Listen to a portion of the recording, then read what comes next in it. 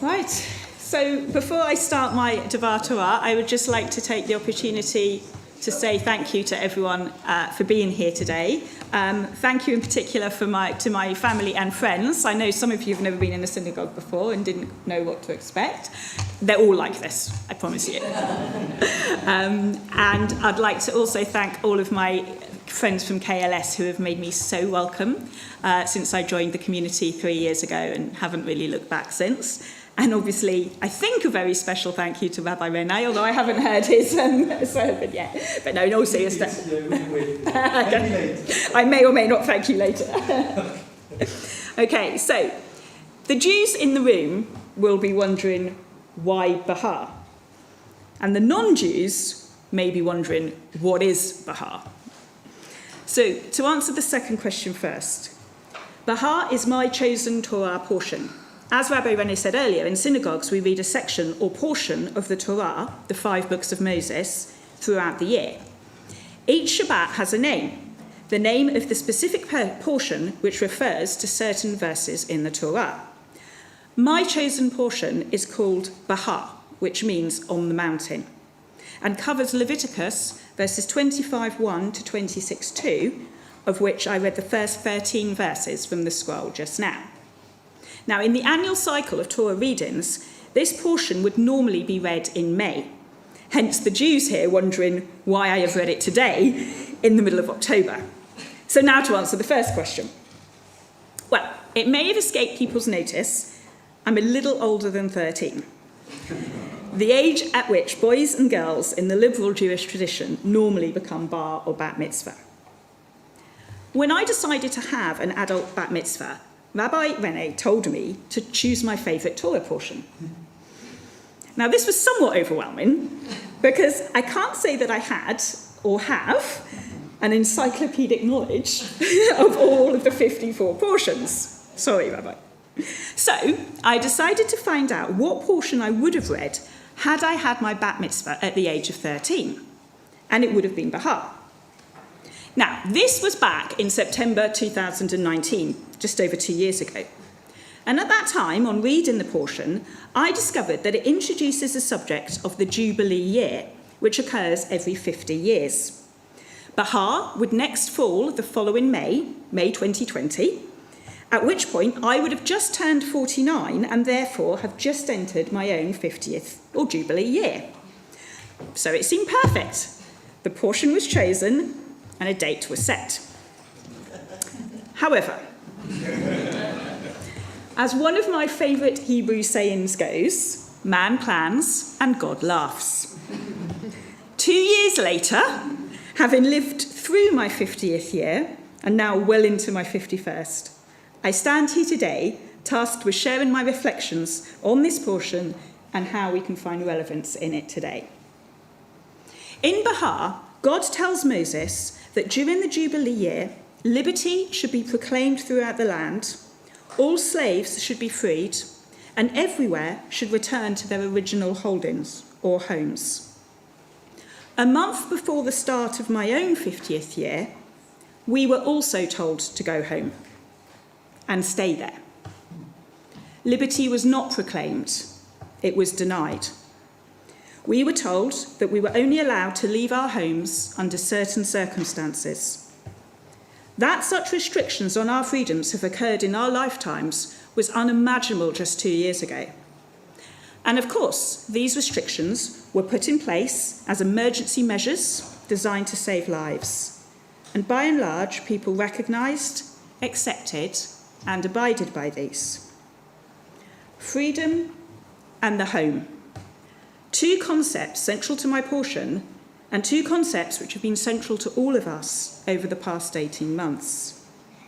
In Bahar, the concept of freedom applies to the slaves, who must be set free during the Jubilee year, just as the founding narrative of the Jewish people, the Exodus from Egypt, is also about freedom from slavery. In some ways, the instruction in Bahar could be seen as a microcosm of this founding narrative. Slaves released from slavery and everyone told to go home, or led to their homeland. And when we tell the Exodus story each year at Pesach, we make this connection ourselves. next year in Jerusalem, or next year at home. Freedom from slavery is the most fundamental of freedoms, but freedom can obviously be so much more than just this. In 1941, at a time when millions of our people were once again facing the eradication not only of their freedoms, but also their lives, President Roosevelt spoke of 4 essential freedoms, as he said, to make secure our future days. Freedom of speech and expression, freedom of every person to worship God in their own way, freedom from want, and freedom from fear. The last 2 of these, freedom from want and freedom from fear, can be summed up in one of my favourite biblical verses. They shall all sit under their own vine and under their own fig trees, and no one shall make them afraid. It is the word own here which provides the 2 freedoms, from want and from fear. It is the security of owning the trees, and by implication the land on which they grow, and therefore a home, that provides the freedom both from want, the trees provide food, and fear, ownership provides security. Now, as I said, during the last 18 months, our freedoms to leave our homes, these places of security, has been restricted. Those of us lucky enough to own our own homes may have been free from want over this time, but this ownership did not free us from fear, the fear of getting ill ourselves or of losing our loved ones. But these restrictions were put in place to protect others, reminding us that being part of a society in which we are free to achieve ownership and security also brings certain responsibilities. Sometimes to protect freedoms, freedoms need to be restricted. But of course, in authoritarian regimes, these restrictions can go way too far. And the last 18 months have been a really difficult balancing act for policymakers. And we have seen around the world differing responses to the crisis, some of which have come closer to authoritarianism than others. But I don't want to comment on the rights and wrongs of the decisions made about the lockdown. I don't want this D'Var Torah to resemble my Twitter feed. Rather, I now want to move on and consider these freedoms and responsibilities on a more personal level. My home, full of books, clutter, music, a garden, and 2 amazing cats, provides me with a huge amount of happiness, security, and sanctuary. But also the responsibilities of taking care of the home and said cats. The freedoms I have enjoyed in my life, growing up in 20th and 21st century Britain, have enabled me to own my own home, and doing so was a positive choice. So, to a large extent, I can say I am free from want, and to some extent from fear. But owning this home means I'm not free to do absolutely anything at any time, even in the absence of the restrictions we have endured over recent months. Nevertheless, in making the choices that enabled me to buy my own home, I also chose the responsibilities that would come with that.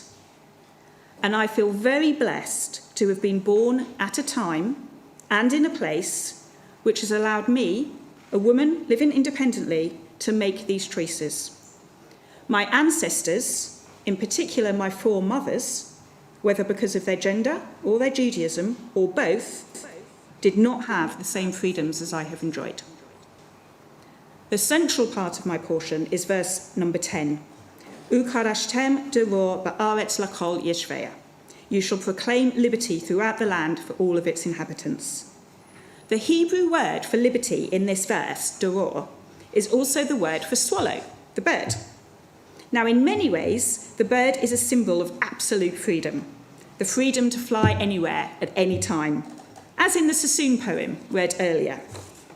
But birds build their own homes, their nests, and therefore return to these to furnish them and nourish their young.